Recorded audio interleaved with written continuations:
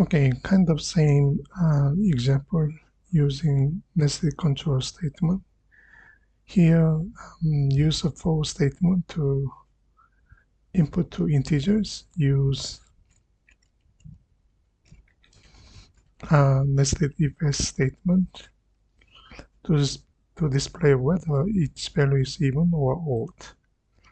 Okay, so we can test it with number 10 and then number 7. Okay, so let's start it. For count in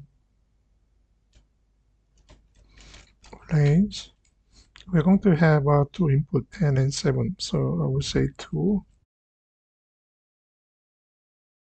Then the actual value, I will say value, because each value is even or odd, so I will use the term value.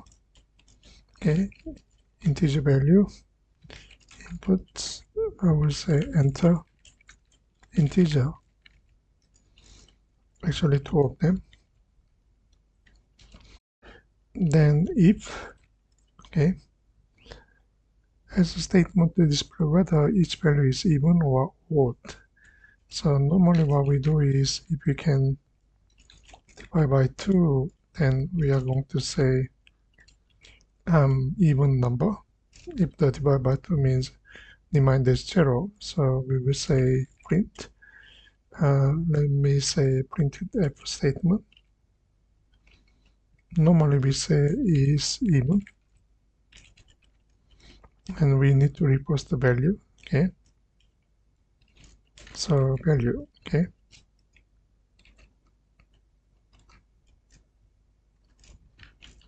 else print formatted f. So here value is odd.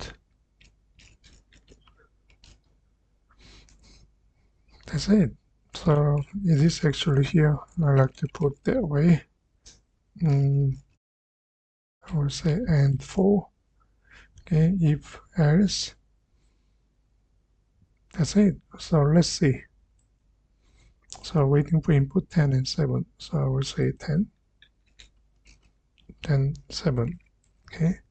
So enter input 10. So when I enter number 10, integer value goes to value.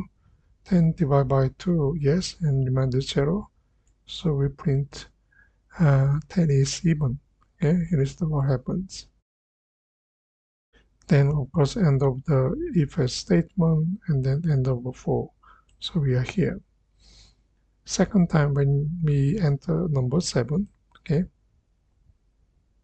so we are entering number 7, integer value 7 cannot be divided by 2 and remainder is not actually 0. So else, okay, print 7 is odd. Okay, 7 is odd. That's the end of for loop. Okay, that's how you use nested control statements. Okay, so we have a for loop, and then within for loop we have if else statements. That's all. Thank you.